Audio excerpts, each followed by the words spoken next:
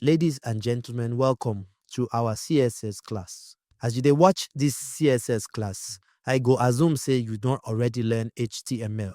As we dey use HTML to do the structure of our website, na im we dey use CSS to make am dey more beautiful. No website wey you go see online wey get colors and fonts and different animation wey be say dem no use CSS to am. We dey use CSS on its own to beautify all our HTML tags and elements. Now, may we start by looking at these simple HTML websites wey I don write already. You see say na just how we dey write our HTML be this, like I teach you for our HTML full course. If you no sabi HTML, you fit go back and watch that full HTML tutorial. E dey my page. You fit learn HTML in just 2 hours free of charge. Now, for those who already sabi HTML, you go see say for this page, we get our tags and elements as usual. We get our HTML tag,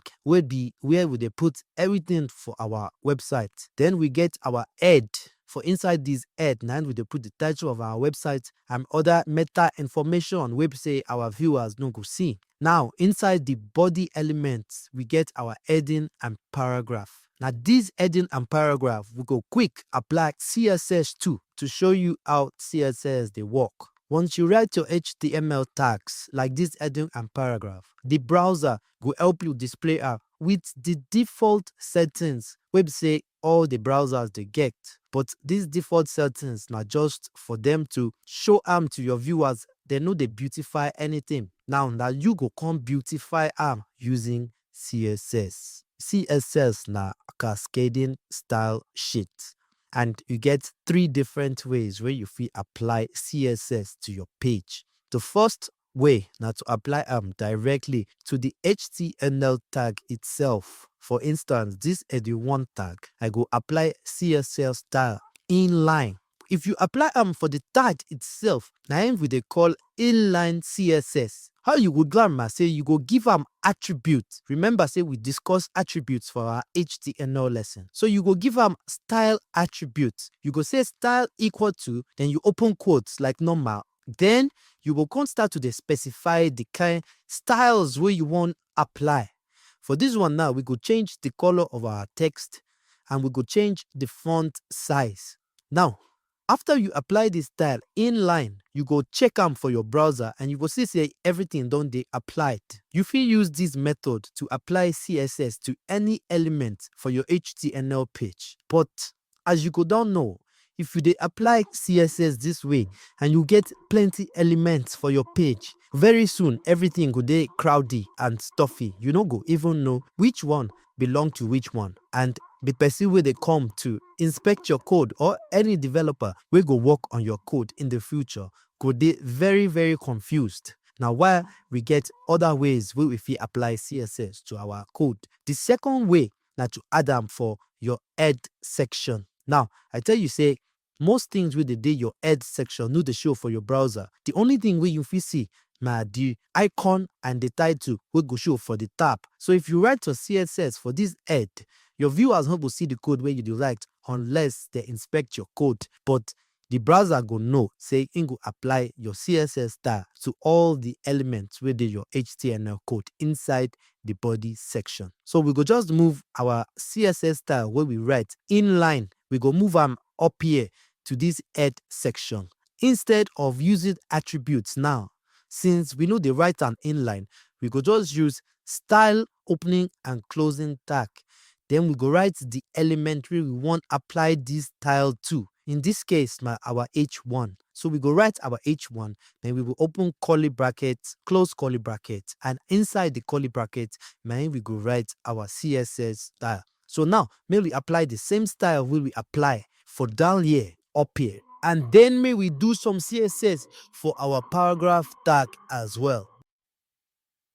Now, we don dey make progress. I go see say this one no dey as stuffy as the one wey we write inside the HTML tag, but it still dey a little bit crowded. And again, for real websites, you will get so many elements for your page and everything go dey so long. If you write your CSS here, you no go dey easy for people to understand wetin you go write. Even you no go dey easy for you in the future to remember why you write this thing and wetin you write am for.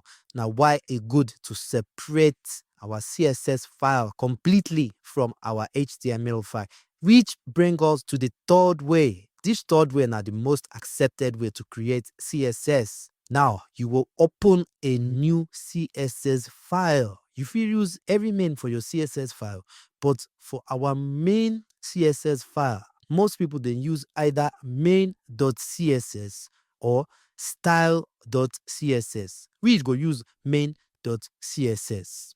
Now, inside our main.css file, I go copy this style we don't already use inline and in our head section. I go put them inside our CSS file. When you write your CSS inside a separate file, for your HTML file, you still guys show the direction of where your CSS file dey. So you guys tell the browser, say, okay, this CSS for this page, no dey for this page, but na so place e dey.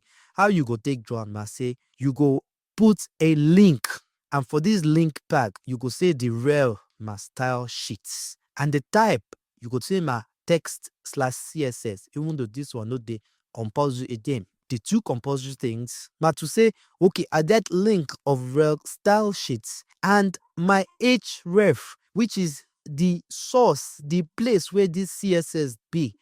Now, you go write the name of your CSS file and the path, which is our main.css file. So now you don't sabi the three major ways where we take the write CSS for our HTML. The first way now to write them directly in line for the HTML tag. The second way now to put them inside our head tag. And the third way now to create new file, new CSS file.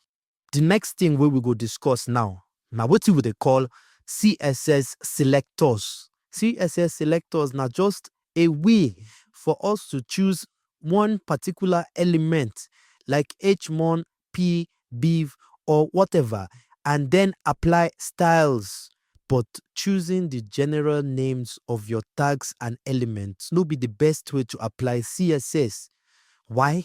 Because sometimes you go want choose one specific paragraph or one specific div or one specific for list, any tag we say you want apply your CSS to. But if you choose the generic name of that element, like this h1 will we do for here, or this paragraph will we do for here, then any style will we apply for here, you go apply them to every single h1 and every single paragraph with our website. But sometimes you go want apply different style to one specific paragraph and different style to another specific paragraph.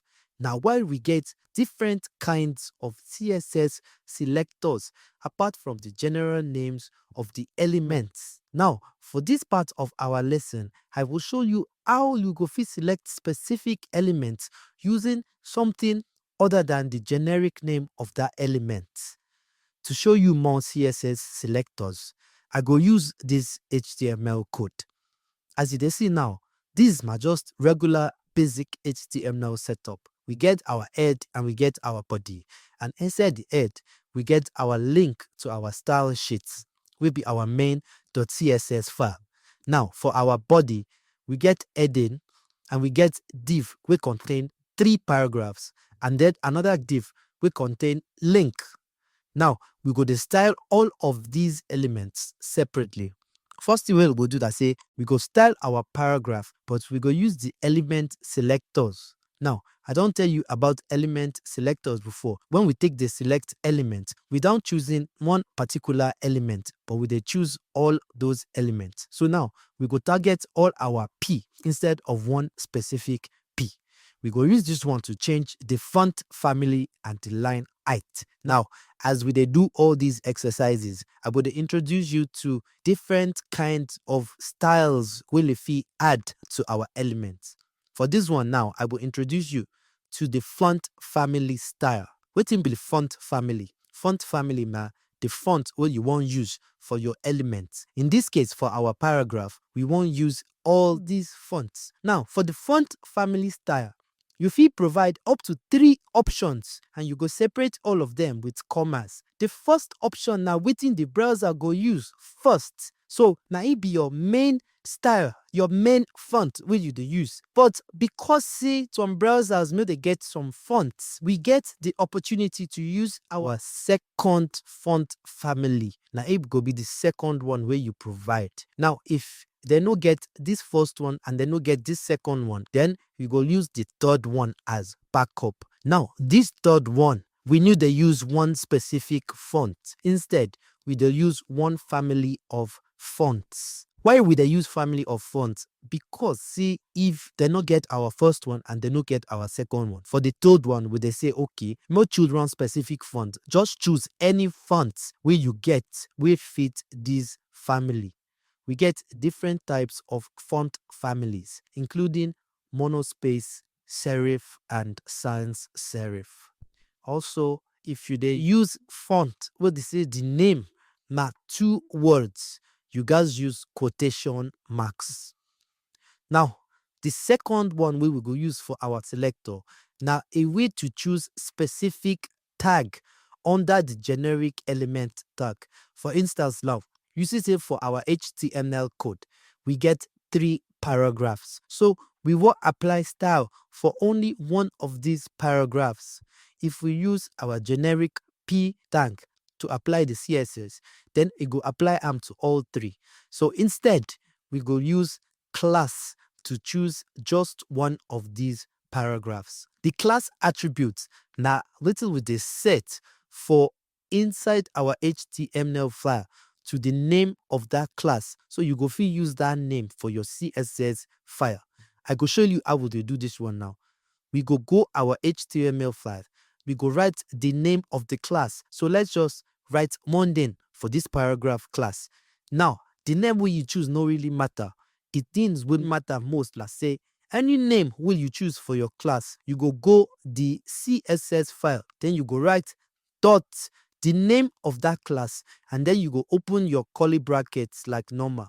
So using this specific class to target our specific paragraph, we go change the background color and then the padding. Padding na another style wey we get for CSS. Padding na the distance between the elementary with the child style and where it dey begin for the border. So we see say all these other paragraphs, they begin from here. But if we apply padding, it go shift them inside. Now, you fit apply padding for the left, for the right, for the top, and the bottom. We go dey look all those ones later. But may we continue with our CSS selectors now. Another selector we go check na the ID selector. We don't already use ID for our HTML class to specify which section we want link to. Another thing we you fit use ID for now for CSS styling. So to do this one now, you go set the ID attribute as normal. As we take set our class attributes, now you go also set our ID attributes. Then inside our CSS, instead of writing dot the name of our ID as we take do for class, we go use hashtag instead. So if you see any CSS file with the right dot one name and they apply style, you go know say like class that they apply that style to. And if you see say they use hash or hashtag, then you go know say na ID they apply to. So now you go write hash the name of your ID, you will open your curly brackets and close on like normal, and then you could apply your style. We go use this one to change the color and the font weight. The font weight is not just how strong or thick our font could be. So now the generic element selector, the class selector, and the ID selectors we don't examine. Now them be the 3 most common and easy to understand selectors we get. Others do, like the descendant selectors. Wait, I go show you for here. Now, you see say for this HTML, we get our div and we give up the class of box. Then inside this div, we be class of box. We get an anchor tag. Now, this anchor tag, we won't apply CSS to but we won't apply to just this anchor tag with the inside this box class. So wetin we go do now, say we go write for our CSS style dot box A. This one means say we dey choose only this descendant. Now why we dey call am descendant selector? We dey choose only the A wey be the descendant of the box class. So if we get other dot box for our HTML page, or we get other anchor tag for our HTML page, you no go apply these styles to them, because if they find only the anchor tag, only the A tag with the inside dot box, that's inside a box trash. So for this one now, we go use that, change the color, and then apply another style we will call text decoration. We dey always use text decoration with anchor tags, with A tags will be links, because links they always come with some kind decoration of their own. So we dey use this text decoration style, set them to none, to ask the browser to remove all the normal decorations we suppose come with this link tag, so that we go now use our own custom decoration. Finally, another selector wey I wan show you na the pseudo class selector. This specific pseudo class selector na the hover selector. Hover na just wetin dey happen when you put your mouse on top one element for your website. That is, if users dey browse your website and they put their mouse on top one element, na hover you go take choose wetin go happen. So if you want apply one specific style to a specific element, but only when your users put their mouse over arm, now this hover we go use. So we go use this hover pseudo selector to change wetin happen when our users put their mouse on top our anchor element, which is the link element. We go use am now change the text decoration to underline. Now this one will make them so that if they don't put their mouse on top our link, you go underline the link so that they're going to say, okay, this thing my link where I feel click. Now you get one thing where I want make you keep in mind when it comes to selectors and styles.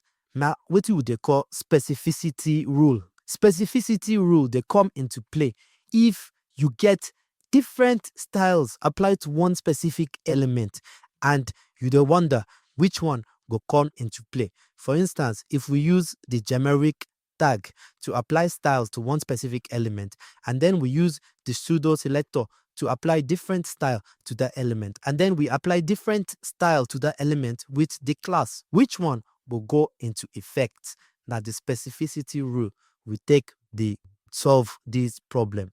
The specificity rule talks say inline styles na go always come first, then ID go follow, then classes and pseudo classes, then elements. So any style will apply inline na go eventually work if you get other conflicting one. And then if you don't get any style inline, now the ID style na go take effect. And if you don't get anyone for ID, now the classes and pseudo classes before the style will you apply with the elements. Now we go talk about typography and colors for CSS. Typography na the things where we dey write, like the fonts and the font sizes. Colors, obviously, na the colors of the things really they write. How if you take add colors to your elements for HTML using CSS. Now, plenty colors there to use for CSS, and we get different ways to write these colors. The first and the most obvious way not to write the name of the colors, like red, blue, purple, and so on. But the problem I say, so many colors they this life where you feel use, especially when you they do design. And most of these colors no really get popular names like that. We need more specific ways to target the different shades of colors. Heavy color get different shades. They have so many different shades of blue, different shades of even black and white. So to be able to choose specific shades, we they use hexadecimal codes and RGBs. You fit use RGB with opacity. If you use RGB without opacity, if you use HSL, will be hue, saturation, and lightness, and HSL with opacity. Now, No need to cram all the hexadecimal codes for all your colors. No, no, no, no. Firstly, if you dey design websites, you go get template where you dey follow website be UI UX designer. Go don tell you the specific colors where you go use, and they go don tell you the hexadecimal codes.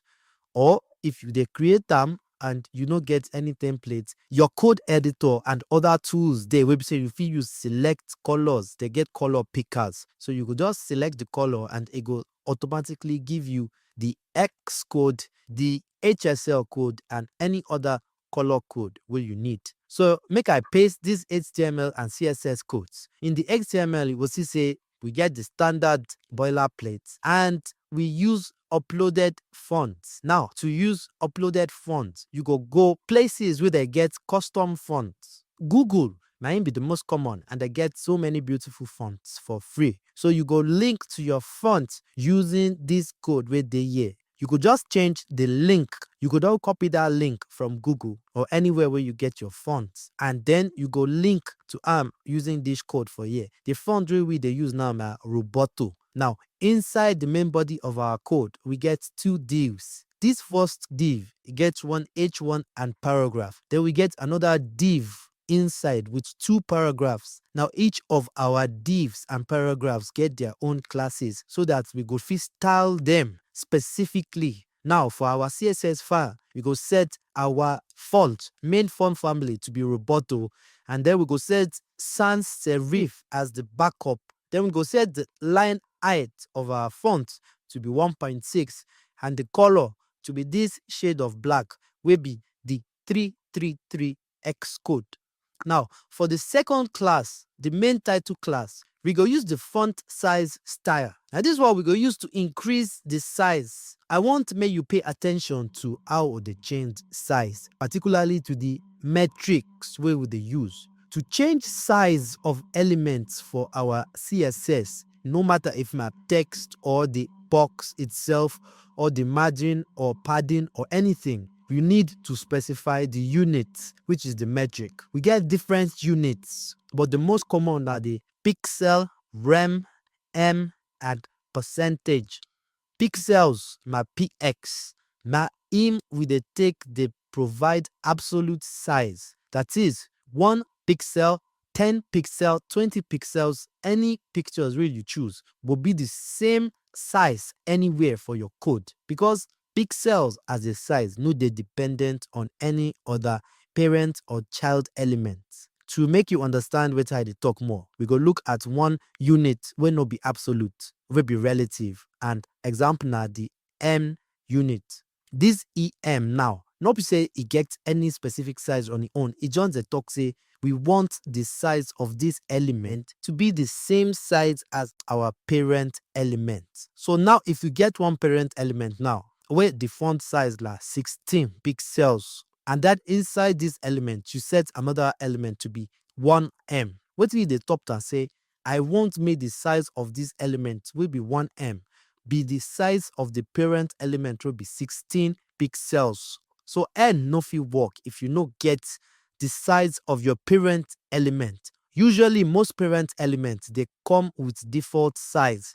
So if you use 1m, that means say they talk say I want make the size of this element be the size of the parent, either the size when I set or the size will be the default size. So if you set up as 2m, it means saying you say I want make it be 2 times the size of the parent element. Now what I talk say the same everywhere for your code, like absolute units, like pixel. Let's say you get one div, we say the parent size my 16 pixels. 1m for there go be 16 pixels. But if you get another one, we say the parent like 18 pixels, then 1m for there will be 18 pixels. So en they change in different places for your code depending on waiting the size of the parent be. But pixels px, that one no they change. You did the same everywhere in your code because pixels are just the size of a pixel on your screen, which is standard and the same everywhere. Another one we get na REN. This rem na another relative size. Ren na about the size of the root elements. The root element na the HTML element. Usually, the general size of the root element na 16 pixels as default for most browsers. So if you write one ren, you just dey write 16 pixels. But you fit change the size of your HTML by yourself. So let's say you get one code for your CSS where you use change the font size of your HTML. That means say anything wey you want rel go be the size of that one when you don't change to. Now why it be relative unit too be that? Because if you change depending on wetin the size of your HTML be. Another relative unit will be get now the percentage. But this one just the talk say, I want make this new size be so percentage of the parent element. So let's say your parent element, the size na 16 pixels, and then you set one child element, that is one element with the inside the parent element. You set them to be 50%. That means say they say, okay, I want maybe 50% of 16 pixels, which is 8. If you set them to 25, it is set them to 25% of the parent element, which is 4. Now, other styles wey we get for here na the margin bottom style, wey we take the use to add space between this element and the next element. It just be like say if you add margin to the left, you take the use of shift am inside. If you add margin to the bottom, you take the create space between the top element and the next element. Letter spacing, now we take the use add space between the letters. For this one now, we actually want reduce the space. Now why we use negative. Another one we will get na text align.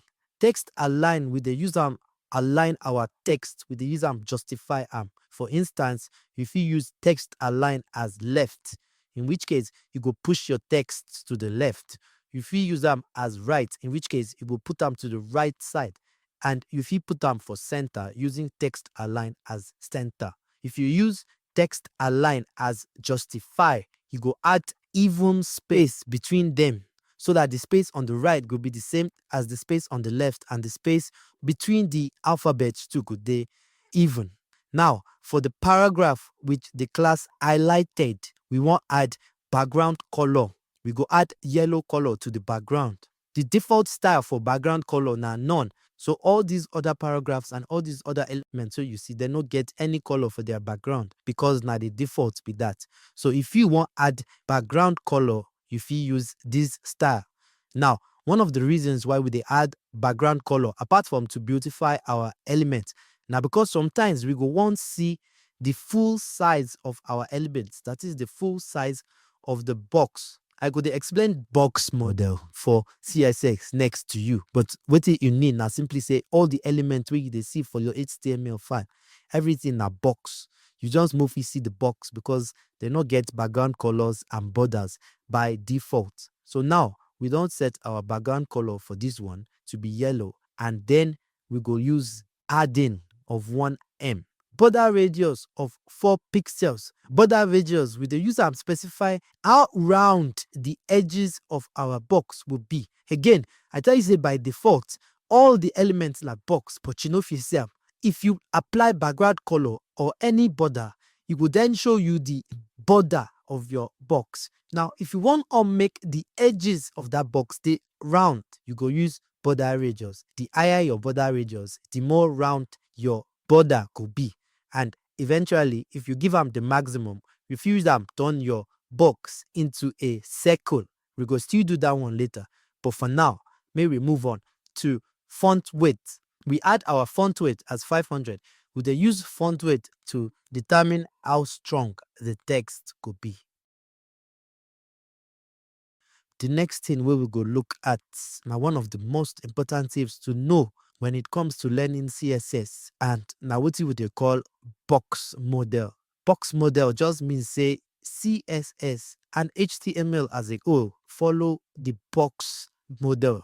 It means say every element, every tag where you dey see na box. Now I tell you before, say you no fit see this box until you use border or background color. But the box dey there. Everything occupy a own box, especially block level elements. But even inline element ones, you don't put them inside inline elements like span. You don't turn a own box with that. The reason why everything na box now, because say he go make am easy to style am with CSS, so you go know how your element they interact with other elements. As long as you know, say okay, this first element with the inside my box and the other element with the inside na box, then is the get another element inside them. It just like say box, the inside box, the inside box. So you go feel use okay, maybe na border color to change the border, or use margin bottom to give space between one box and one box, or use padding to shift the box or the content of the box inside. But you guys know say all of these things, elements, p elements, h1 elements, div, everything in that box. Now, to make sure say you really understand the box model, I could show you practical examples. See this code we I paste here now. We get just one div. This div, we give them class of box. Inside the div, we get one sentence. Now, we will use our CSS to add border style to show us the box of that div element. We go add border of 5 pixels, solid and blue color. Now, I will use this opportunity to introduce you to the border style. If you want apply style to your border, you guys provide 3 characteristics like we do for here. The first one are the thickness of the box, usually in pixels, but you still use other units where we learn as well. Now we'll use 5 pixels for our box. Now why it be like this? If we increase the pixels to like 20 pixels, you go did even thicker. The second, now how you want make the box be. Now, different critical properties now your box fit get. This one we use solid, but you fit use other styles like the ones where I dey show you for here. Now, lastly, we get the color. For this one, we use blue color, but you fit use any kind of color we you want using the names of the color or the X code. Now, I tell you say no matter what you get for the HTML, everything na box. This our div now, na just box will contain one sentence, but we use CSS to change the properties of our box. We use them change the border, but we also fit use them change the size to make them bigger or smaller, no matter what's in the inside. Even if you get empty div, we're not in the inside. Na still box, we say you fit use CSS, make them bigger or smaller. Now, maybe we change the size of our box, make our div width and height. Then make I also change the background color. Now for here, I will introduce you to what we they call the margin property. I already tell you say margin, with the user they change the position of our element or our box. So I will give this one margin of 30. I go also give them padding of 20 pixels. Now, the difference between padding and margin, na say we dey use margin property to change the starting position of our box compared to the element with the outside the box. If you use margin to the left, top, bottom, or right. If you use margin to the left, it means they shift and inside. If you use margin to the top, it means they push your elements down. And if you use margin bottom, it means they put space between your element and the next element. You get different ways where you feel write the margin style. You feel provide 4 values. If you see margin with 4 values, it means that the first value stands for the margin top. The second one stands for the margin right. The third one are the margin bottom. And the fourth now the margin left. The reason why it be like this now because say like clockwise, they go from up to right to down to left. Now the same. So the first one are margin top, the second one are margin right, the third one are margin bottom, and the first one are margin left. You also fit provide just 2 values. If you provide 2 values for your margin, it means that the first one stand for both the top and the bottom, and the second one stand for both the left and the right. Finally, you fit just write everything separately. You fit write margin top, give them the value where you want. Write margin bottom, write margin left, and write margin right separately. The same thing go for padding. You fit write 4 values for your padding to specify the top, right, bottom, and left. you fit write two values to specify the top and bottom and the left and right, and you fit write that separately. But the difference between margin and padding na say padding na about the element wey dey inside your box. You dey use am give space between the element inside and the border of the boxes. Remember, margin you dey use am shift the whole box as a whole, but padding you dey use am target the position of the element wey dey inside your box. Now, another thing wey you guys know for CSS na wetin we dey call box sizing. Usually for box sizing, we get two types: border box and content box. Wetin this one mean? Well, for CSS, if you get one box and let's say you specify the width of the box to be 300 pixels. Now, the whole size of the box na 300 pixels. But now, let's say we add padding of 20 pixels. Now, your box don't increase to 320 pixels with that, because you go calculate the width of the box itself. And then once you don't add padding, you did increase them by 20 pixels. And then let's say you add another border will be 20 pixels wide. Now, you go add the thickness of the border plus the padding plus the width. Everything will be 340 pixels. But sometimes if you set the width of your box, you won't make the width remain the width where you set, regardless of how much padding or border you add. Now, why did they use border box and content box be that? If you use border box, the width of your box will still remain at 300 pixels. Even if you add padding, even if you add border thickness, anything where you add, you go make sure say it calculates the width in such a way that we say the final result go be the width where you set. But if you use content box, that means say it go contribute to the add the width of anything else where you set to your original width. Usually, box sizing they one of the things where we they call reset styles.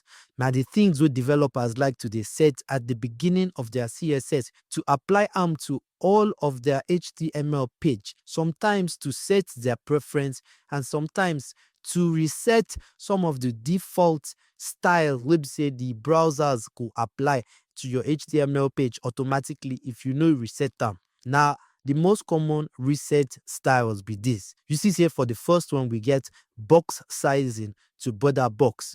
We they do this one now to tell our browser say, okay, every element where I go use for this page, whether in a div, paragraph, H1, I want make my box sizing be border box. Once you don't lump for here with this star just means say I they apply all these styles to all my page. This time a universal selector, it will select every single thing with the page and it will apply this style to so you don't need to apply for all your box individually. Now, if you want to use content box for one of the box, if you can apply to override this one again. So after this box sizing, another reset style will they always use now the margin and the padding, because some browsers they automatically give margin and padding to your elements. So you they use this reset style to tell them say change this margin and padding everywhere to 0 first. I won't start with 0. So now I feel content and later in the specific element styles themselves. But for now,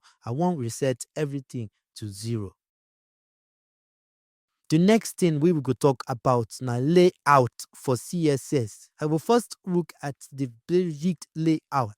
That is how you fit arrange your elements. Now we get 4 kinds of basic display layout for CSS. The first one are block, the second one are inline, the third na inline block, and the fourth one are none. Now, for our HTML class, I don't explain block elements and inline elements. Now, the same principle. Block elements, they occupy their own lines and they take up the full width of their block. So, if you get 2 block elements will follow each other, they will each start on their leaf line. But inline elements, they inside a block.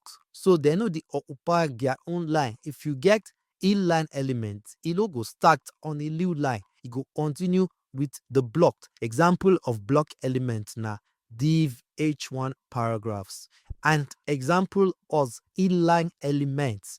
My element like span wey we dey put inline so that we go fit style one part of our code inside a block element. That is, we dey use am to kind of create another box inside our normal block elements. Now, for this inline block elements, like combination of both inline and block elements, because my inline elements but we feel they can behave like block elements by giving its own width and height. For this example now, I give my span a new class so that I will fit use CSS change am from inline elements to behave like block elements. And div na block element, but I will use CSS change am to inline element. And as for display none, na to hide our elements for our page. And yes, you fit get HTML code inside your browser wey be say e go dey the code but e no go show to your users. Na with display none na in most programmers dey achieve this objective. Now, we get so many uses. Sometimes you get some menu wey be say you no wan show to your users unless dem dey use small screen, or sometimes you get some information wey be say you no wan show to them unless they don provide other details. Ma display none, you go take either, and then once e fulfill the condition wey you wan take show am, you go use JavaScript to change the display to either block or inline. Now, the next thing we could talk about na CSS positions.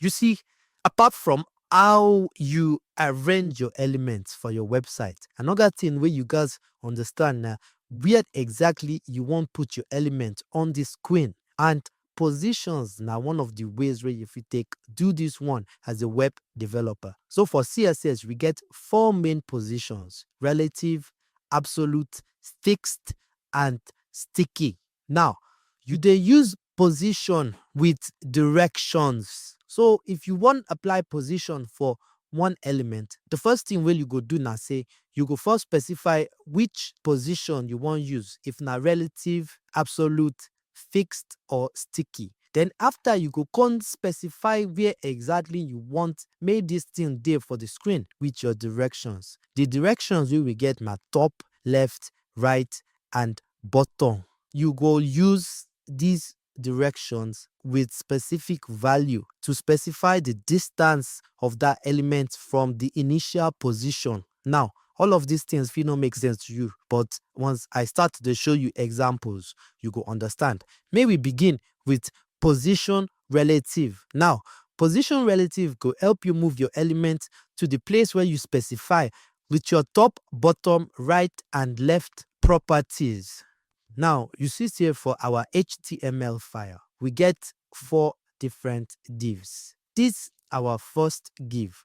We give a position of relative. And for inside our CSS file now, we specify, say, this class, the position we want give am na relative. Then, okay, once you apply this relative position, make I comment out this other attribute we reject. Now, once we apply this relative position, you go make sure say this div now, this element where they use like don't turn relative. But you no go see anything happen until you specify the position with left, right, or top. Now, we go give this our relative element top of 5 pixels. With this top of 5 pixels now, we go move am 5 pixels away from the top. Now, what in this top 5 pixels mean? Now, we go give am right of 5 pixels. So now it means, okay, move am 5 pixels away from the top and 5 pixels away from the right. If my left we give am, then it will be 5 pixels away from the left. And if you do also bottom, it will specify how far you want may it be from the bottom. Now, the difference between relative and absolute now 2 main differences. The first one, I say the element we give absolute go move away from the normal flow. That means if you scroll, you no go scroll like normal elements where they follow each other. But absolute position guys get parents will be absolute or relative position as well. if you give one element absolute position and the element wey in dey under, that is the parent element, no get any position property, then e go move away relative to the main website, the old website, that is the HTML attribute, which bring me to the second difference. The second difference na say absolute dey move relative to the parent element wey also get position property. Remember say with relative, once we move am with top, left, right, e dey move compared to where e suppose dey normally within the box. E dey move relative to in own box. But absolute dey move relative to the parent element wey get position property. So you go dey find which of the parent element get position property, then e go dey move relative to am. If none of the parent element get position property, you go move relative to the whole screen, to the whole HTML file. Now, make we do example with this our div. You see like this our div wey we give relative get child wey we give absolute. So this absolute element can get parent with position. So now if we can't give am top, left, bottom, or anywhere wey we specify, e go dey move relative to this parent instead of moving relative to itself. And then he go comot from normal flow. E go be like say im just comot on im own dey do im thing, and the other elements follow each other under am. Another position wey we get na fixed. Fixed and sticky dey very easy to learn. Fixed na just say you want fix am to one specific position for your screen. You no go move away from there no matter how you scroll. You just dey fix am to that point. Now position fixed, and then you will use your top, left, right as usual to specify where exactly you want fix am to for your screen. Position sticky na like combination of fixed and relative. If you give your position as sticky, e go first dey act like normal element until the scroll reach that point. After the scroll reach that point, e go just stick to the top of your screen. Like this our example here. You see as with the scroll, e dey do like say na normal element, but when we reach that part, that element, we just stick to the top. That's position sticky. For CSS, you fit want make one element stay and make the other elements wey follow am flow around am. Usually na for images and text we dey use this one. Like this example wey I dey show you. How we dey do am na say we go first give our image wey we want make text float around am. We go give am class. This class I go call on float left. Then for our CSS now, we go do the float to the left. Then we go use this margin to give some margin, and this width to set the size of the image. These ones are just normal CSS. Now you must remember say no be the element, the text wey we want make it flow. No be this text go get the float class. Oh, na the thing wey we want make this text float around this image, na we go give the float class. Also, after you don't make something float, e good to stop the float so that the elements will come after no go continue to the float. So to stop them, we go create another element. We go use div, and then we go use the CSS property clear both to clear the float.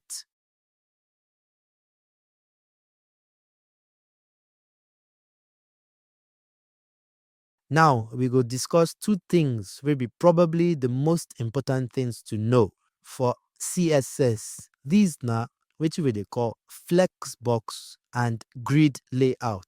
Now how to arrange elements for your website, and the modern ways where people they arrange elements for any website where you see.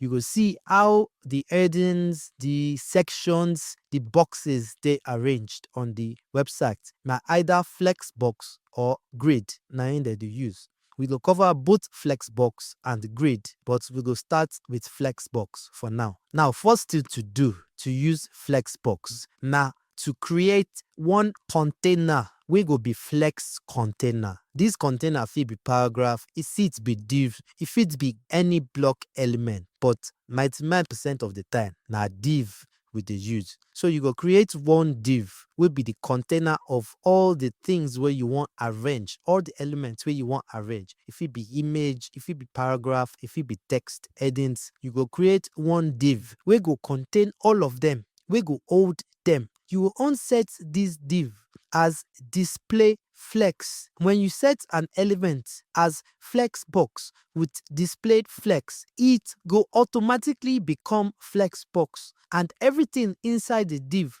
go become flex items. Now, to see our container will be the div will contain the other elements. I go give them background color and padding. Now, you go see this box now we get this background color. Na in be the flex container will contain all our other elements. I'm not that property where we dey give flexbox na gap. Now this gap property, anything where we set am to na go be the gap between all our elements inside that flexbox. Now, this gap go create separation and you fit change am, you fit increase the distance, you fit decrease am. But you go notice say that inside the container, the div will contain the other elements, like we dey add display flex and the gap.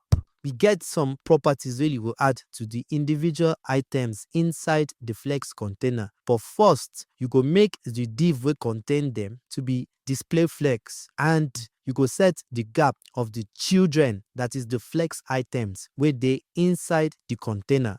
To get even more control over the items for your flexbox, you got style the items themselves. Now, individually, all the items with the inside our flexbox for this project, we go give them a class of flex item. Inside your flex container, you fit get heading, paragraph, but you also fit get divs, more divs, and these divs will be flex items with the inside flex container. You fit make them display flex themselves so that they too go act as flex container to anything with the inside them as well. And all these classes where we they give them, like this one, we give them the class of flex container.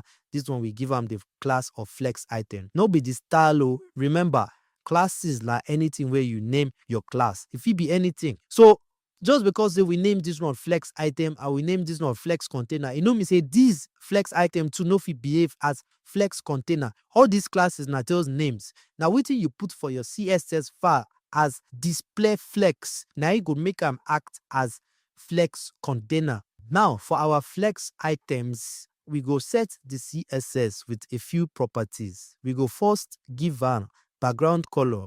We go also give them padding and borders and border radius to make sure say the edge they rounded. Now, another important property to give for flex container na the flex direction.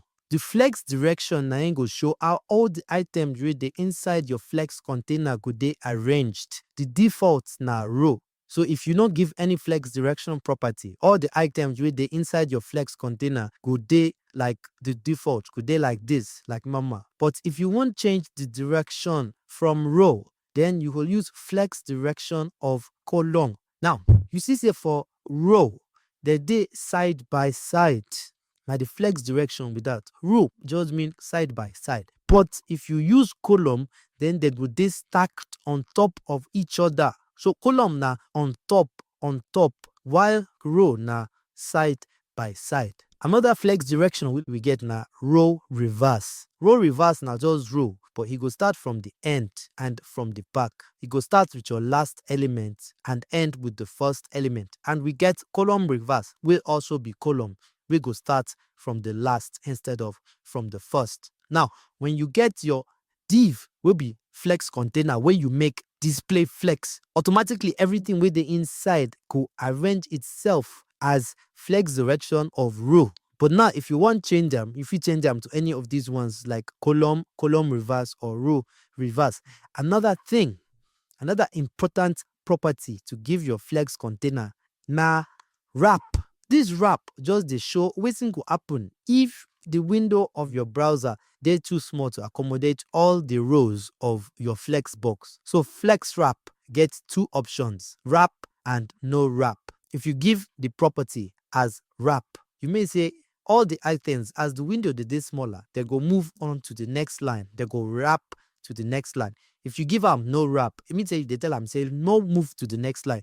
Just keep them on their same row, regardless of the size of the window. Now, we don't see how to arrange our elements as flex items and how to make them rows and columns. The next thing na how to determine where dem go be for inside the box, for inside the flex container. For this, we go use align items and justify content. Justify content, they decide how our items go dey arranged on the main axis. Main axis na where you do your flex direction to. If you do your flex direction to row, then justify content go determine how your items go line up on that row horizontally. Now, we get plenty of options. If you do your justify content as flex start, it means that all your items go shift to the start of the box. All the elements go align to the start of the box, will be the left side. If you give a flex end, this one will move them to the end of the box, which is the right side. And if you also give as center, we go put all your items in the center. Other common options are space between, space around, and space evenly. If you give your justify direction as space between, you go leave equal space between the items, but no space between the start and the end of the box. So it go distribute everything inside your box, leaving space between the items for no space between the start and the end. If you use space around, you go leave equal space between the items and space at the edges. But the space at the edges at the left and right no go be equal. It go just be half of the spaces wey dey in between your items. Another one wey we get na space evenly. Space evenly go leave equal space between the elements and also equal space between the start and end of the box. Now, we don't cover a lot for Flexbox. And if you understand them up to this point, congratulations. If you don't understand them well, may I give you quick recap. Flexbox. Now, wetin we dey use arrange elements for our website. Remember, I tell you say every element for your HTML, CSS, they see am as box. So you fit use this flex display to automatically align all your elements inside one container like div, where you don't make display flex. Once you make that container display flex, every element wey dey inside go automatically arrange itself in a row.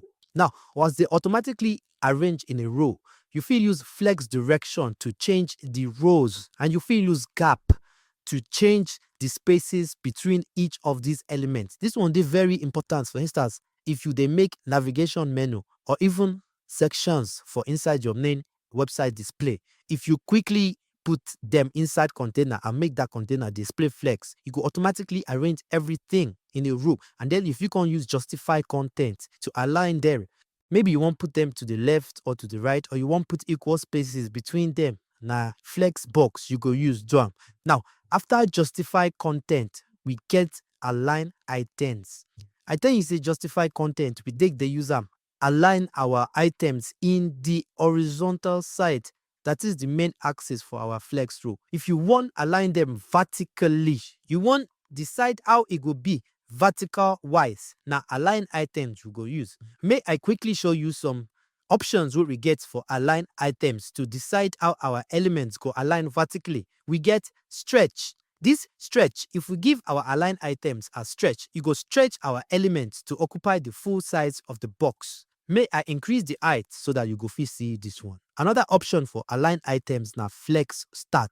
Flex start go push them to the start, just like justify content. But the difference na say aligned items now for vertical, while justify content now for horizontal. Now, why if we use justify content, you go align them to the left, because now the start of the horizontal axis be that. But since align items now the vertical, if we say start na the top of a vertical line, so it will move up to the top. Now, this one now tell you say you fit use align items and justify content together. So that if you use align item as start, you go put them to the start of your vertical axis. That you go put them to the top. And then if you can't join them with justify content to the start, you go push them to the left. So both of them together go mean top and left. Another option will you get for your align item, na flex end. We go put them to the end, which is the bottom in this case. You know, say the end for the justify, now the right, cause again, now for horizontal. In terms of vertical, the end now the bottom. And then we also fit use align items center. We go put them to center. Now, why? If we want center our div, we dey always use align items to center and justify content to center as well. Now, don't forget, say all of these properties, justify content, align items, we dey use them on the box will be the container. For the individual boxes themselves will be the flex items. The CSS properties really fit use.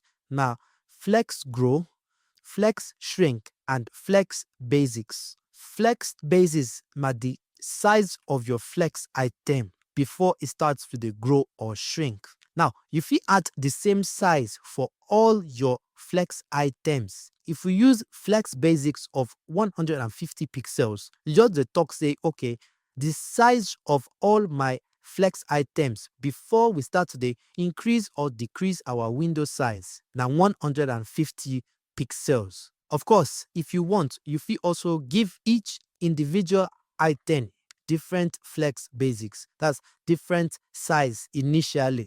But flex grow, now here you go come decide how them go behave if we increase the window size, how them go grow.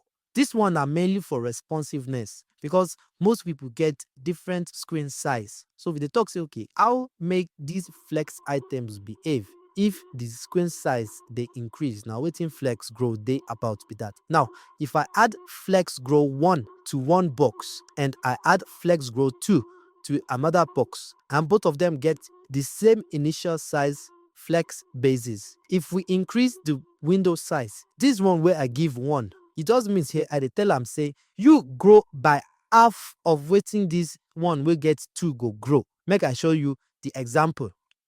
You see say as we dey increase the window, this one with flex grow 2 they increase larger than this one with flex grow 1. If I change them to flex grow 3, it go to increase 3 times more than this one with flex grow 1. And if I change them to the same value, let's say 1 1 or 2 2, they go to increase the same way.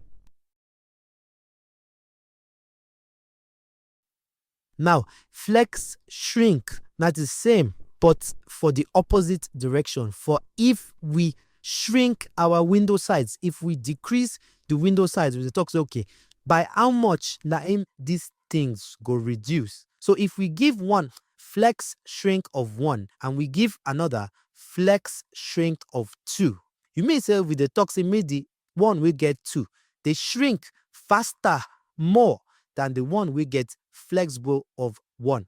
And if we give them the same flex shrink, with the talk say made them shrink the same way. If we give them 0, it means they made them no shrink at all. Just like if we give our flex grow 0, it means say made them no grow at all. You fit also combine your flex basics, flex grow, and flex shrink together for one line. You will use them like this. You go say flex 1 1 200 pixels. The first value na the flex grow. The second value na the flex shrink. And the third value na the flex basis. So for this one now, they talk say, okay, make this item get a basis of 200 pixels where it go start from. And if we grow them, make it grow by 1. And if we shrink them, make it shrink by 1. Now, we go do quick practical. We go make all these ones they very clear to you. For our HTML, we go build a navigation section. This navigation section are the menu of our website. We go use our nav element, and inside we will get div for our logo. Then we go get unordered lists. We go be our navigation links. The links we go get na home, about, services, and contacts like you see for most websites. Then after we will get button element to sign in. Now all of these things we go come put them inside one container will be our nav element. Remember, for the last example, we use div as our flex container. If we use any block element, this time we will use nav element to be our container. We will go and give this nav element a class of nav bar. For our CSS now, we go go and make this nav bar class a flex box by using display flex. Immediately we turn them to display flex. Everything inside, the logo, the nav links, the buttons, everything will start to behave as flex items and they go arrange themselves in a row because, again, I tell you, our default flex direction na row. If you change the flex direction to column, then everything will arrange vertically on top of each other. And if you make them back to row, you go come back to side by side. Now, we go use some of the properties we don't learn for our flex items. The first one we will use now, justify content. We will use this justify content to give space between, which, remember, I tell you, say space between will give equal spaces between each items in your flex box, each flex items, but you know will give any space between the left and the right border. Another property we'll go use now, align items. We go align items center to put our object, our items center, that is vertically. Then we will give them adding and we go make the background color white. We go also give them box shadow property. We go give us one beautiful shadow for under this border. Now for our nav links, will be these individual links where we get, we go also make them display flex. Remember, say I tell you, say you fit get Flexbox inside Flexbox. If you go back to our HTML, you will see say all these our nav links. Now inside these on other list than they. So then they be treated as still one box. You just say inside this box, we get more items. Meanwhile, our other box like our logo and our button, now just one box themselves. So now to arrange these items inside our nav links. So I win that again as flex items. We go first make the container flex box. We go set them to display flex. We will give them gap of 2 rem and we go use this list style to remove the normal blend point where we receive for lists. Now you dey learn how to style list as well. So you go remove the bullet point by using this list style non-CSS property. Then you go set the margin and padding to 0 because lists they also come with margin and padding of their own. To remove that one and make them behave normally, you go remove the margin and padding. Finally, we go style the links themselves. We go use this child selector to show say okay, we dey target the A anchor link, but only the A anchor link with the inside our nav links class. Now why we write them like this? We change the text decoration to none so that you no go get any default decoration, and we go change the color to black. As you dey learn more CSS properties, you fit even apply some fancy CSS to your links so that when they click them, it will behave in a certain way. You fit add animation and all. And that's at the end of Flexbox. You don't know most of the things where other programmers not even know about Flexbox. You don't know how to arrange your elements as flex items, how the elements where they inside your flex containers go behave, how you fit add gap between them, how you fit make them align to either the center or the start or the end vertically and horizontally. We don't examine how to arrange our HTML documents with CSS using CSS Flexbox. Another option where we go look at now grid. Grid too, they allow us arrange items, but they give us what we call multi-dimensional control than Flexbox. So for this section of our lesson, I will show you what I mean by this multi-dimensional control. So for our example code, we get our main div, which will be our container, and then we get 5 children. Now each of our children, we will give them the class of grid item. Now for our CSS file, we go set the container as display grid. Remember, when we do Flexbox, we set our div container to display flex. For grid, you go do the same thing, but instead of display flex, you go use display grid. So everything inside go automatically become grid item. Now, one of the main properties for any container would be grid display, like grid template columns. Now these grid template columns, now how you could take set how the columns with the inside your container, how we could take arrange them. So you go simply write the size you want make each column to be, and how many sizes when you write will determine how many columns you will get on the page. For instance, if we use our size as 1FR, 1FR, with this one we dey specify our size, but at the same time we dey specify how many columns. Why?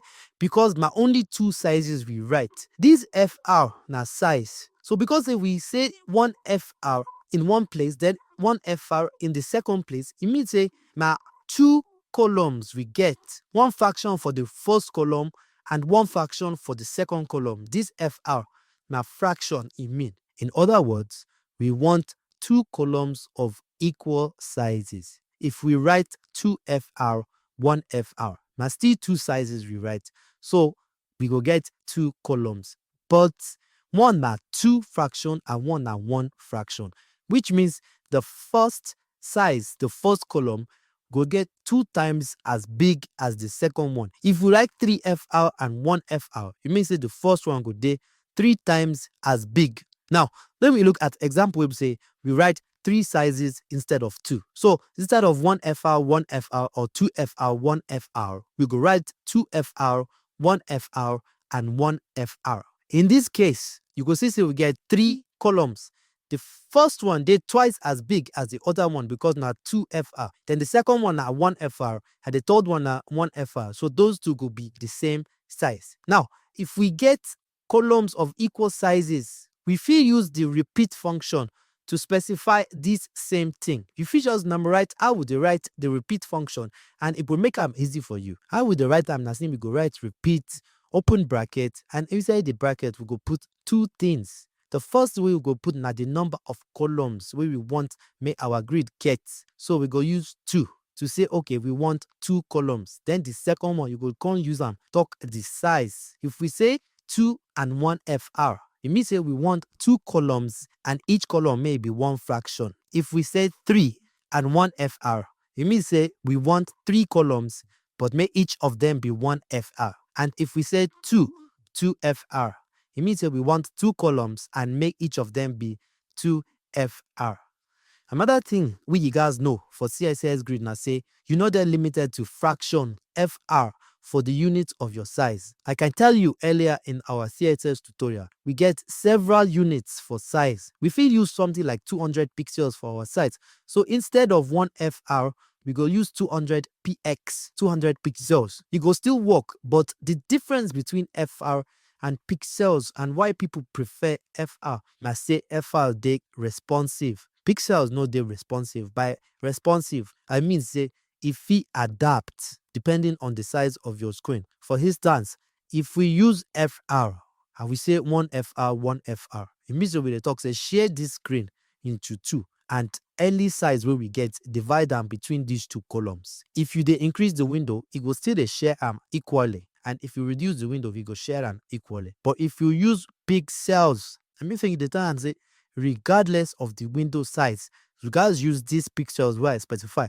Now, it might even say, oh, yeah, use 200 pixels for each of our column. Is the screen big enough? If you accommodate 200, 200, it go use that. But if the screen over big, it go still maintain that 200, 200. And if the screen don't small, if you reduce your window size, it go still maintain that 200, 200, even if your users no fit see am. Now, why if you want make it dey responsive, you will use fraction to tell them, say, okay, not use any rigid pixels or any rigid size. Just use the fraction of whatever they available to you, depending on the window size when your viewers they use. Now, another grid property when we get my gap.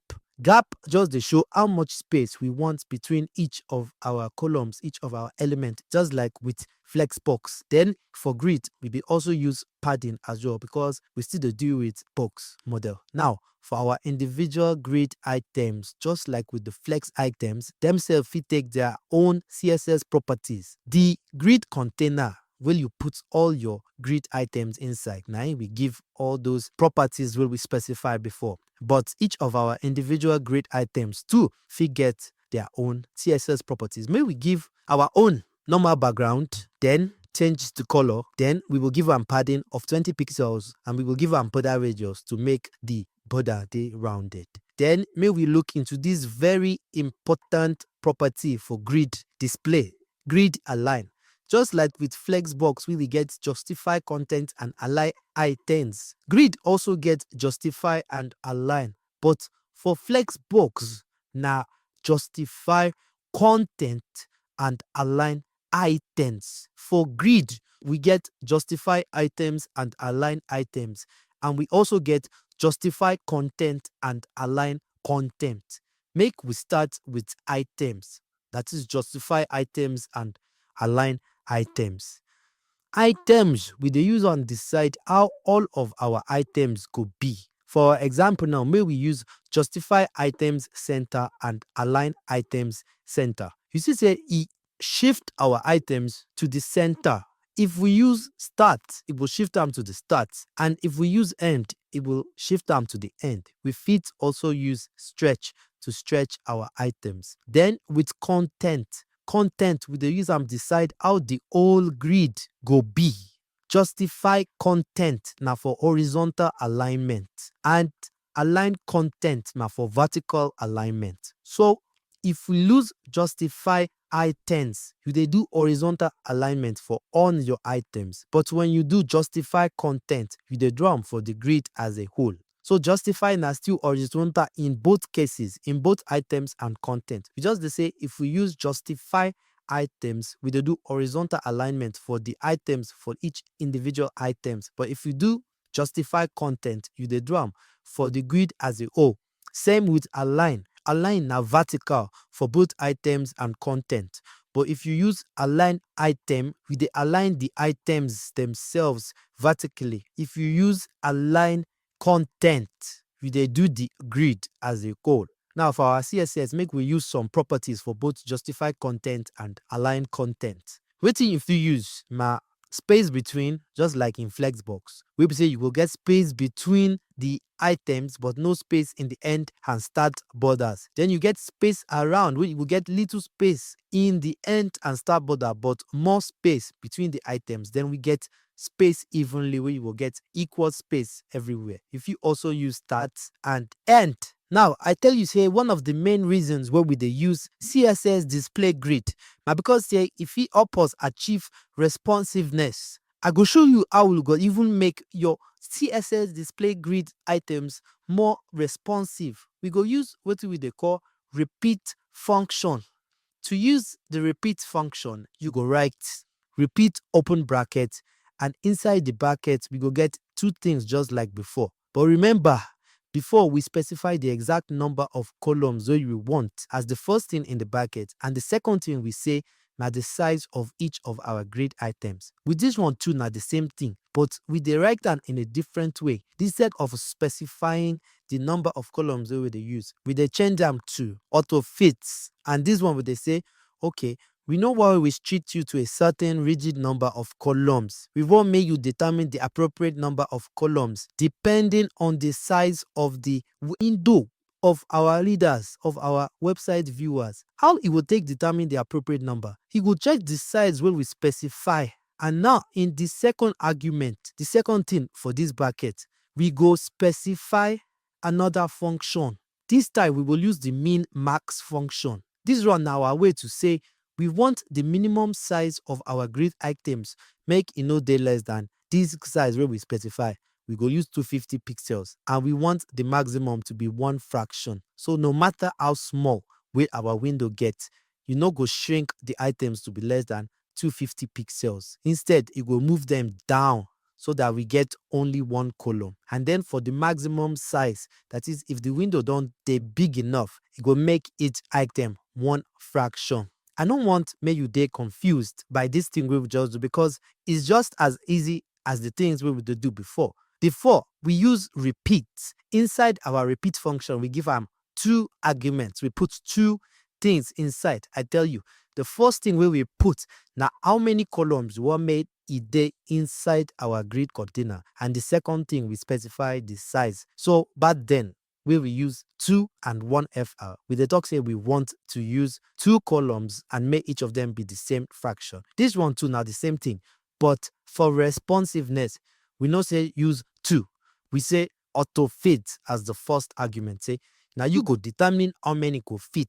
And for our second argument, we no say 1 fraction or 2 fraction. We use another function we they call min max. That one na just to fit get some flexibility instead of saying use 1 fraction or use 2 fraction. We don't say lose either this minimum or this maximum depending on how much size the window give you. And with the minimum, we say may it be 250 pictures, and with the maximum, may it be 1 fraction. Now, let we go to some more complex way to use grid.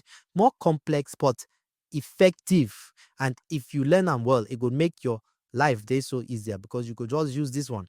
Structure your entire website easily. And not only will you structure for your computer, you go structure for mobile as well because it is so responsive regardless of the screens where your readers they use. Even if they use tablets, phones, Mac, Windows, it go automatically align to fit the screen because they use grid. Now, this property we will take, they do this one with the column grid template areas. Grid template areas now we take specify exactly how we want make our entire website to look like right from the beginning for our display grid. Make I show you code example. First thing we will do now say we go set our container to display grid as usual. Now we will specify our grid template columns as usual. For here, we go say we want 3 columns. Our first column we want maybe 200 pixels, fixed size. Then the next 2 columns we go say may them be 1 fraction and 1 fraction. I not tell you before, but with this example, you go see that if we combine different sizes, just because you use 1 FR, mommy said you know if you use pixels, and mommy said you know if you use min max, you feel use different sizes. So this one I will use pixels FR and FR. And so the first one will be 200 pixels, then the next 2 go share the second and third column. Then for our grid template row, we go get 3 rows as well. The first row will be auto, the second one will take up 1 fraction, and the third row could take up auto as well. Remember, auto means say it will just be big enough to accommodate waiting day inside. So the right would be auto, just to be enough for waiting day inside that item. And the left could be auto, just to be big enough for waiting day inside as well. Then the remaining space, now in the one we get 1 fraction could take up.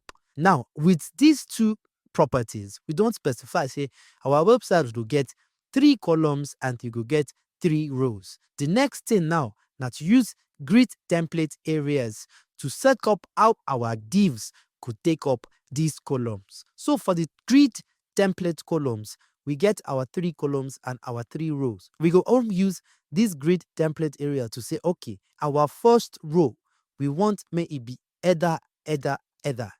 Meaning say that the div we will label as header could occupy arm. Then the div will be sidebar could occupy the second row of the first column. And the remaining 2 for that row would be main lane. And then the last row, everything we did there would be footer. Now, we set the minimum height of our container to be 100 VH. 100 VH just means 100 viewport height, meaning the entire height of our window, our browser window. So it will always cover the full view of our browser. But the browser viewport be everything with the view. Then we set the gap between our grid items to the 20 pixels, and we also give 20 pixels padding. For our grid now to know which will be header, which will be sidebar, and which will be footer, we go add the CSS property grid area to the class of our divs where they inside the grid container. So for the header class, we go add grid area header to show say that this container we want mainly occupy the header area we will design for our grid template areas. And we go do the same thing for the sidebar, the main, and the footer. Now, this one feel look like say they complicated is more. No worry, you know they complicated. Pause this video, calm down, play again. You go understand. I will still re-explain them so that you go understand more. Now, to use these grid template areas for your layout, first thing you will do now, you will set your container to display grid as usual. Now, you will go and specify how many columns you want using the grid template columns as usual. For our own, we specify we want 3 columns. First column of 200 pixels, second column of 1 FR, and third column of 1 FR. Then you go do another property, grid template row. Remember, column, they show how many columns go there, but you still just specify how many rows you want as well. So again, we want 3 rows. So we set our grid template row. We say me the first one be auto. That's auto may just take up besides where you need.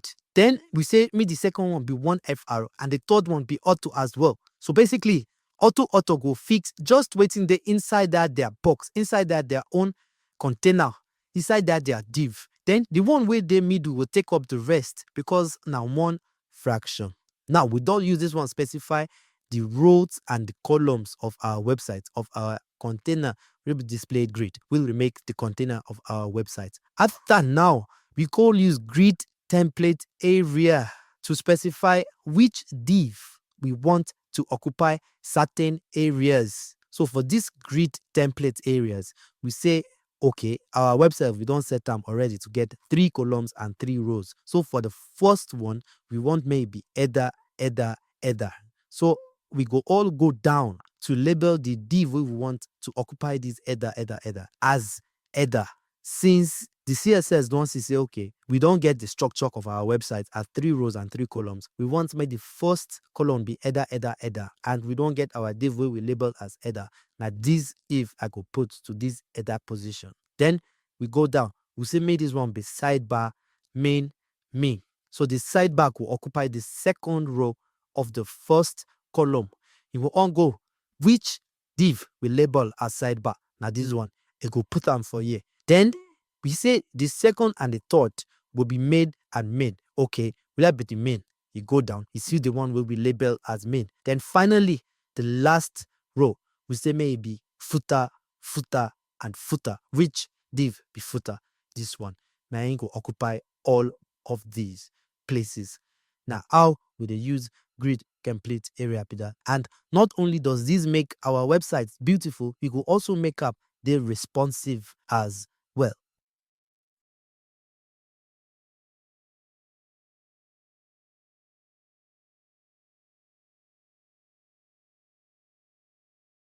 Ladies and gentlemen, now we go discuss responsiveness in CSS. This topic now something where we say most people don't ask me about when you go talk about CSS responsive design. But today I go show you how you go use responsiveness to make your website better for your viewers, both for people where they use big screens and those where they use small screens like mobile phones and tablets.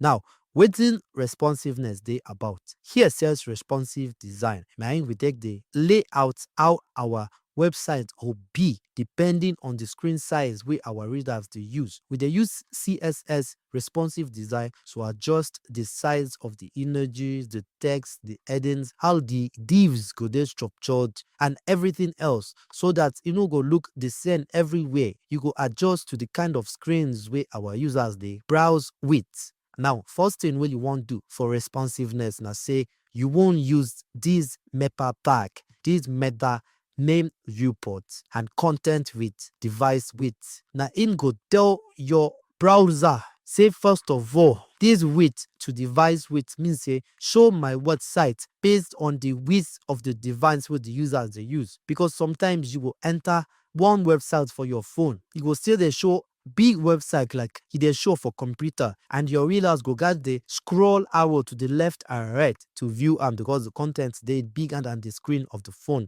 With this meta tag, now you go take tell the browser say show the content with the device width. Then this initial scale of 1, it means say no zoom am and no reduce am. Make the scale be as e be for my design. No need to zoom, which will be scale of ×2. No scale am ×2 or reduce the scale. Just set them as a B. Now, after you set this simple meta, the next thing na to back dey create your CSS. Now, you get 2 ways wey we take dey make responsive designs for CSS. The first na wetin we dey call mobile first design. The second we dey call am large screen first design. for mobile first design, it means say you want code your initial CSS based on the way it go look on mobile. This one are the standard way we dey use nowadays because most of our viewers na mobile phones they go dey use to browse our website. So we will focus on mobile first before we adjust for bigger screens. Now, you go not already know what you want your website to look like on mobile, on tablets, and on laptop. So you feel either start from the biggest one or from the smallest one. If you start from the biggest one, then we dey call large screen first. And if you start from the smallest one, then we dey call mobile first design. How we take they do responsiveness for CSS now through media queries. With media queries now, you fit specify wetin your website will look like depending on the screen size, but you can they adjust them incrementally. Now why we dey start from one part? If you start from mobile first, then you go to adjust your CSS based on larger screens. But if you start from large screen first, then you would adjust your CSS based on smaller screen. All of these ones fee no make sense to you now. But once we start our example with actual media queries, you go understand. Now, make I use this example code to show you how we take the achieve responsiveness for CSS. For our example code, we get 3 divs. These 3 divs get the same items and we put them inside container. Our container, we give them class of container, and all our items, we give them class of items. Now with CSS, we go make our container Flexbox and we go give up display flex. Now we will give them flex direction of color. Why? Because we did focus on mobile first. If we give them be flex direction of row, which is the default, everything go dey side by side. But our laser screen fit no dey big enough to accommodate everything side by side. But if we stack them on top each other, it go fit show for our smaller screen. So because we dey do mobile first design, we start with flex direction of color. Now later on with media queries, we go on change them to side by side for larger screens. But for now, may we continue with our flex direction of color. Now, we also want increase the font and we want increase the padding. Once we don't set up this basic CSS for our website, which is how it will look for our phone, we can start to the write media queries to show how it will be on bigger screens.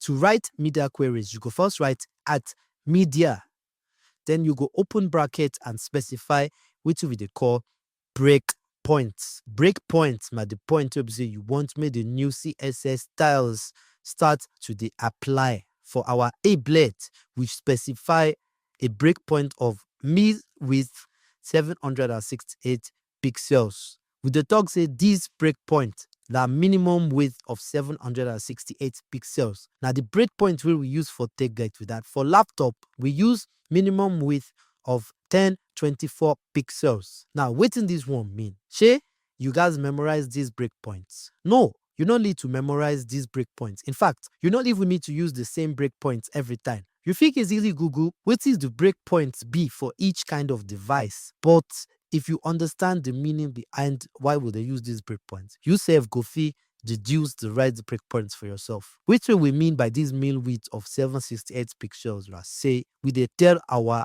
CSS, say once the screen of the users where they enter this my website, once their screen they are as big as 768 pixels, once it be at least 768 pixels, now it may you start to apply these styles where I write for here. So if this screen no dey as big as 768 pixels, you no go apply any of these styles. And mobile phone screens no dey big as 768 pixels. Most of them are around 320 to 500 max or 600 max. So everything will fall under that, even if that 10 pixels under, even if my the smallest phone in the whole world, he go still lose all this CSS we write for up here. But whilst with unreached mean width of 768 pixels, which is normally tablets, now they get this kind of width where they wide like this. Once it can reach there, it will come start to apply these styles where we write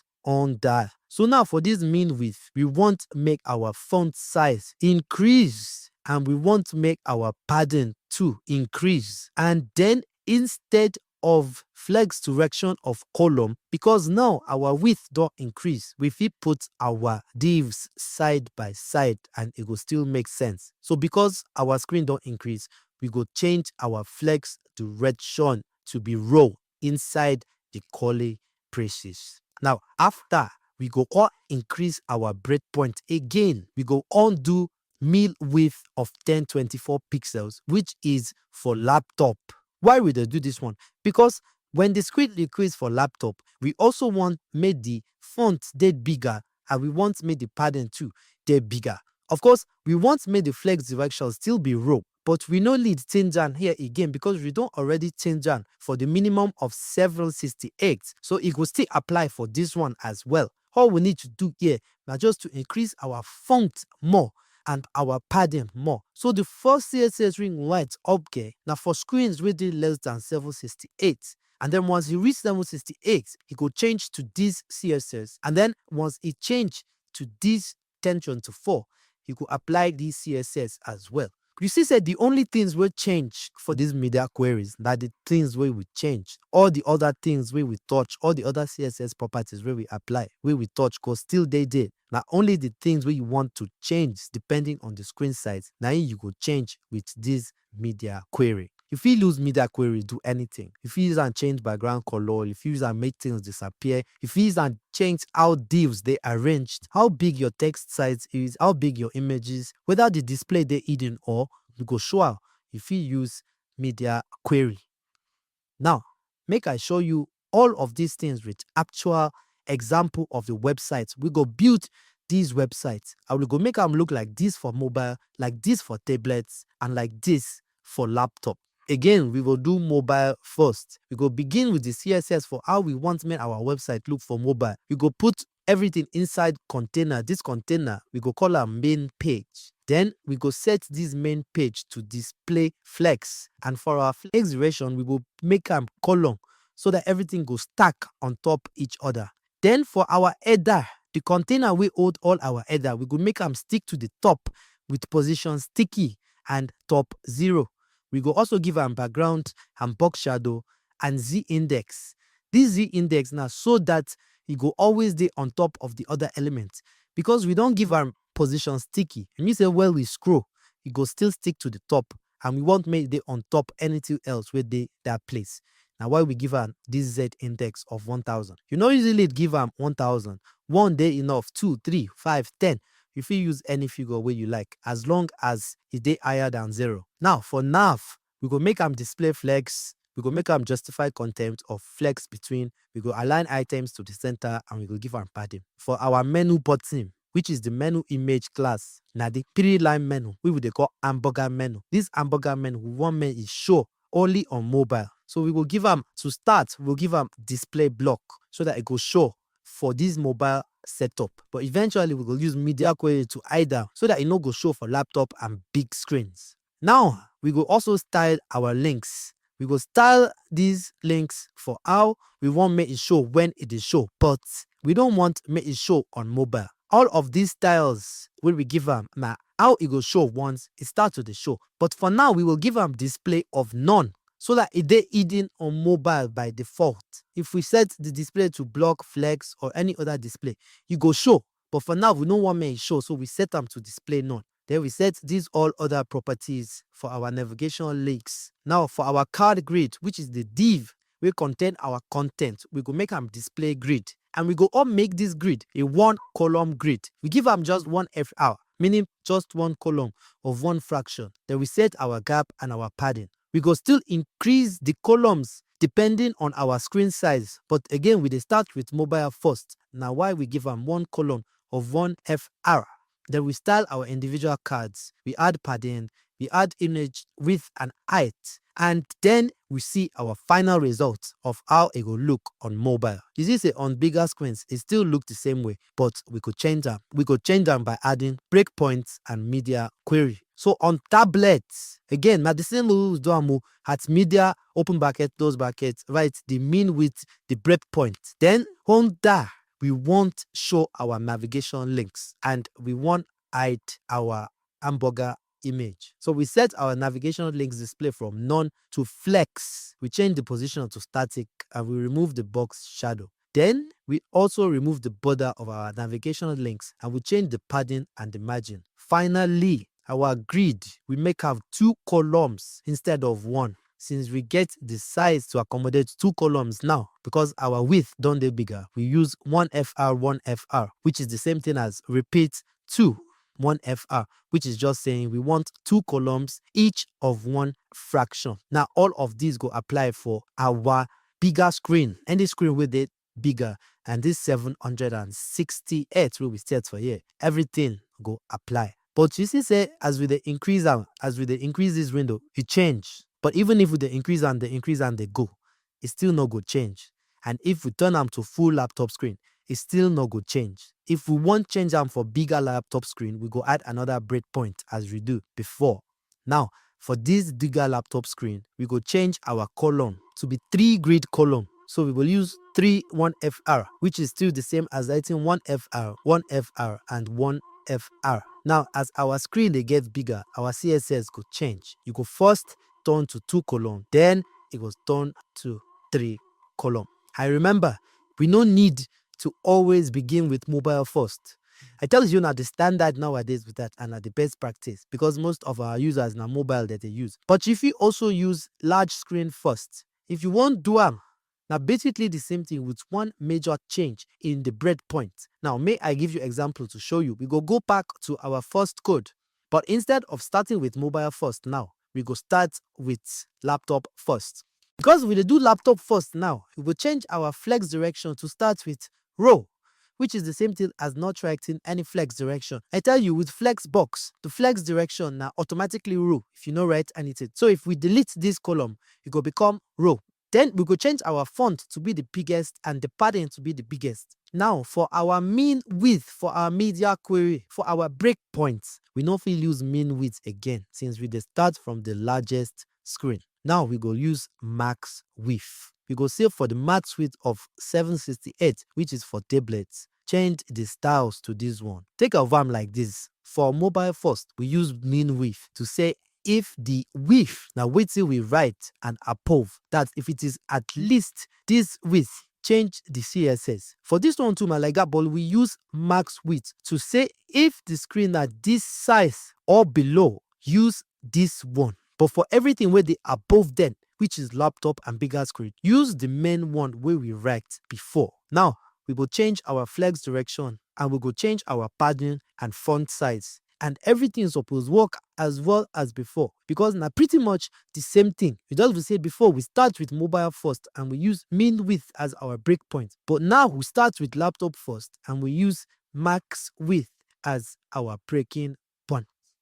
Ladies and gentlemen, at the end of our CSS series of tutorials with this, if you don't make out this far, that means you don't learn a lot about CSS. You don't learn how to do basic CSS stylings, change fonts, colors, style images, style lists. You don't know how to do layouts. You don't know how to do relative, absolute, fixed, and sticky layouts. You don't know how to use display flex, and you don't know how to use grid display. And you don't even now come learn how to make your website dey responsive with CSS. You don't go far. You deserve a round of applause. But Sagi, just like everything for programming, this is not the end.